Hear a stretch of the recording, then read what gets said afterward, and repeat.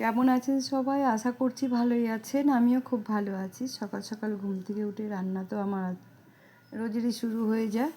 আজকে একটু তাড়াতাড়ি উঠতে হয়েছে, সমস্ত সবজি কাটতে হয়েছে। দেখো এখানে থোড় কেটেছি, লাউ, পটল, টমেটোর বীজগুলো সব ফেলে দিয়েছি। না হলে না মানে খুব গা হাত পা ব্যথা করে, এই জন্য ধুয়ে সব বীজগুলো ফেলে দিয়েছি। এখানে মুগের ডাল নিয়েছি, প্রেসার কুকারে সেদ্ধ বসাবো মুগ ডালটা। এই রডটাও ধুয়ে দিয়েছি, মঙ্গলবার তো সমস্ত কিছু ধুয়ে দেয় তারপর রান্না বসাতে হয়।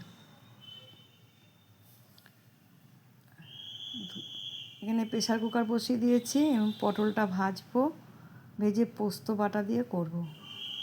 আর এখানে কড়াই বসিয়ে দিয়েছি।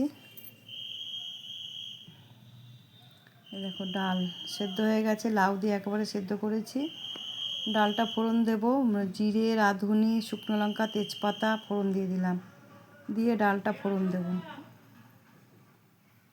একটু হলুদ দিয়ে দিই, ডালে যেহেতু হলুদ দিইনি। এখানে রাঁধুনি, শুকনো লঙ্কা সমস্ত ফোড়ন দিয়ে দিয়েছি, একটু হলুদও দিয়ে দিয়েছি, যেহেতু ডালের মধ্যে হলুদ দিইনি। সুন্দর করে লাল লাল হয়ে যাবে লঙ্কাটা, তারপরে ডাল ঢেলে দেবো। এই দেখো লাল হয়ে গেছে, এবার ডালটা ঢেলে দেবো। একটু চিনি দেবো নামানোর আগে। ধনে পাতা দিলে ভালো হতো, কিন্তু ধনে পাতা ঘরে ছিল না। এদিকে পটল পোস্ত করছি, পোস্তটা সিলে বাটলাম। আর এখানে চা বসিয়েছে জানো, চা খেয়ে তারপরে কাজ করব। প্রচণ্ড খিদা পেয়ে গেছে। এখানে টমেটোটা সিদ্ধ করে রেখে দিয়েছি, কি বিচ্ছিরি টমেটোগুলো হয়ে গেছে অনেক দিনের তো। এখানে পটলটা ভাজা হয়ে গেছে। আর এদিকে থোড় ভাজা বসিয়েছি। থোড় ভাজার মধ্যে একটু চিনি আর একটু ঘি দিয়ে নামাবো, খুব ভালো লাগে খেতে।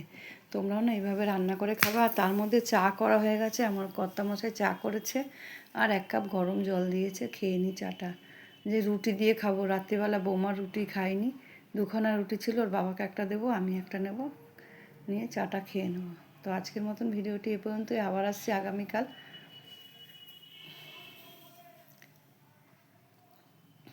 রুটি দিয়ে না দুধ চা দিয়ে খেতে ভালো লাগে।